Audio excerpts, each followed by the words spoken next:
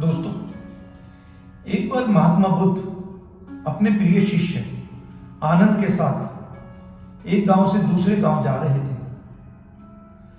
रास्ते में देखते हैं एक अधेड़ उम्र का आदमी एक पत्थर पर बैठा रो रहा है।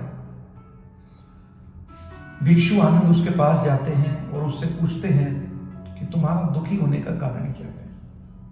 वह व्यक्ति बोलता है कि मैं बगल के पड़ोस के गांव में रहता हूं, किंतु मैंने व्यापार में अपने पत्नी और मां के सभी गहने गवा बैठा हूं। मुझे लगता है जैसे मेरी किस्मत खराब है, तो मैं आज इस जंगल में आत्महत्या करने के लिए आया। जब ये हिम्मत नहीं जुटा पाया तो मैं यहां बैठकर आंसू बहा रहा हूं। महात्मा बुद्ध के शिष्य आनंद ने पूछा कि तुम्हें आखिर दुखों का कारण क्या है? तुम्हें क्यों लगता है कि तुम्हारी किस्मत खराब है, तुम्हें दुख है? तो वह व्यक्ति बोला, पहले मैं खेती करता था, कभी सूखा पड़ जाता था, कभी बाढ़ आ जाती थी, कभी कभी बनी बनाई फसल को जानवर खा जाते थे। तो परिवार का पालन करने के लिए मैंने सोचा कि मैं अपना व्यापार शुरू करता हूं। व्यापार शुरू करने के लिए मैंने अपनी पत्नी और अपनी मां के जो जेवर थे वो भी दांव पर लगा दिए, किंतु व्यापार सफल नहीं हुआ और मुझे नुकसान हो गया। और नुकसान होने पर सभी परिवार वालों ने मेरा साथ छोड़ दिया।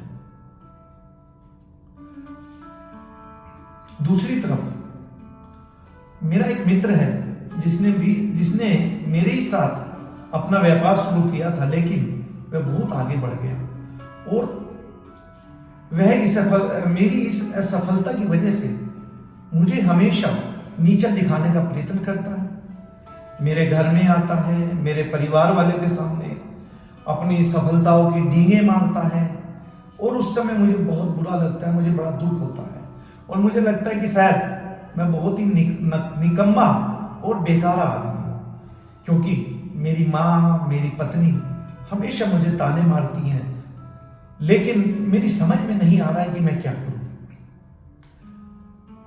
भिक्षु आनंद ने पूछा कि तुम्हारे जो दुख का कारण है वो तुम्हारा असफल होना है या तुम्हारे मित्र का सफल होना है?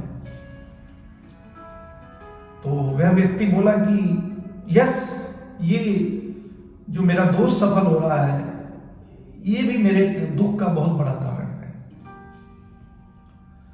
तो भिक्षु ने पूछा, अगर वह असफल हो जाता? तो वह व्यक्ति बोला कि मुझे बहुत खुशी होती। तो इसका मतलब यह है कि तुम्हारी जो खुशी है तुम्हारे मित्र पर निर्भर है। तुम स्वयं ना तो खुश हो सकते हो और ना ही दुखी हो सकते हो। आनंद की बात सुनकर वह व्यक्ति थोड़ी देर के लिए सोच में पड़ जाता है और बोला, गुरुवर, मुझे आपसे कुछ उम्मीद बन रही है। तो आनंद बोले, क्या तुम्हारा मित्र तुम्हें नीचा दिखाने आता है, दुखी करने आता है? तो इसमें बुराई क्या है? अगर आप ईमानदारी से सोचें तो वह तुम्हें अपने संघर्ष और अनुभव ही तो बताता है।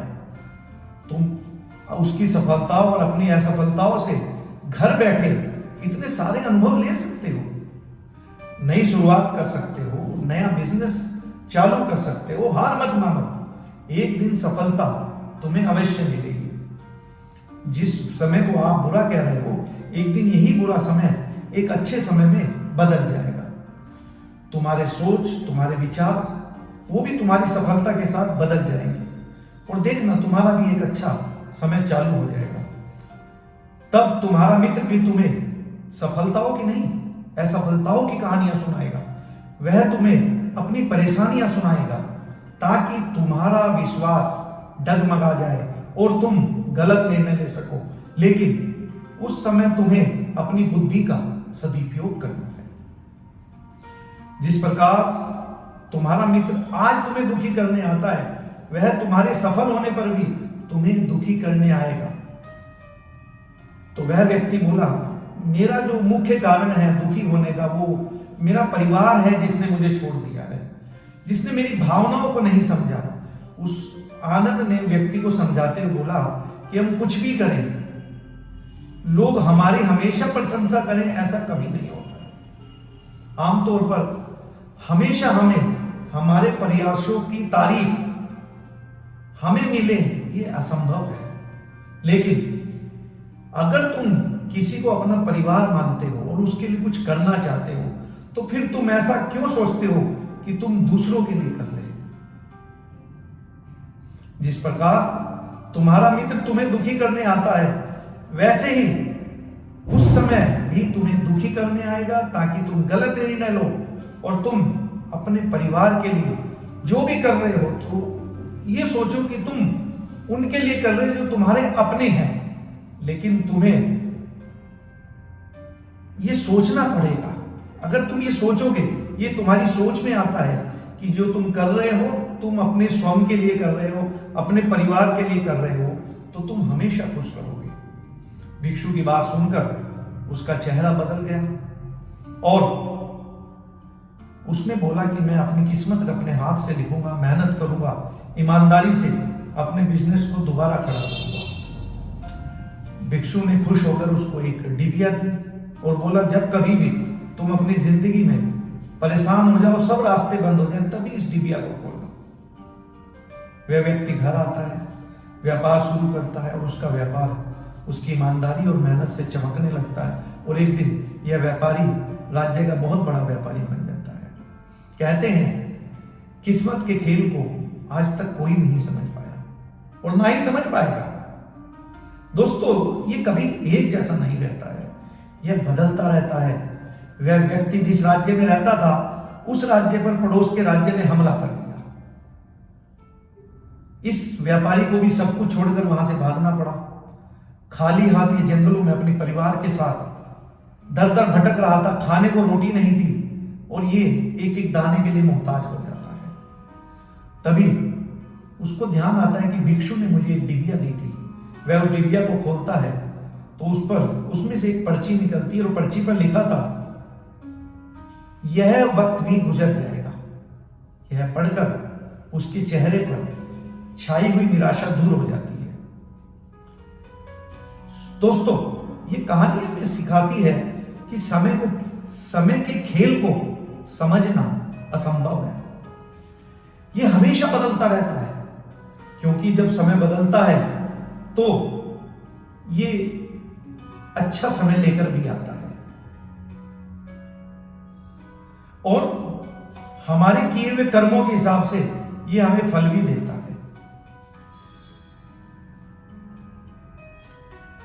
वह दोबारा से व्यापार शुरू करता है, मेहनत ईमानदारी से फिर से दूसरे राज्य में भी अपने आप को एक सफल व्यापारी के रूप में देखता है। दोस्तों, ये कहानी हमें सिखाती है कि समय के खेल को समझना असंभव है। यह हमेशा बदलता है, क्योंकि समय बदलता जरूर है। आज बुरा है तो कल ये भी अच्छा जरूर होगा। इसलिए जब बुरा हो तो हमेशा इंतजार करें कि अच्छा समय आएगा। मिलते हैं अगली वीडियो में, तब तक अपना ख्याल रखें। धन्यवाद।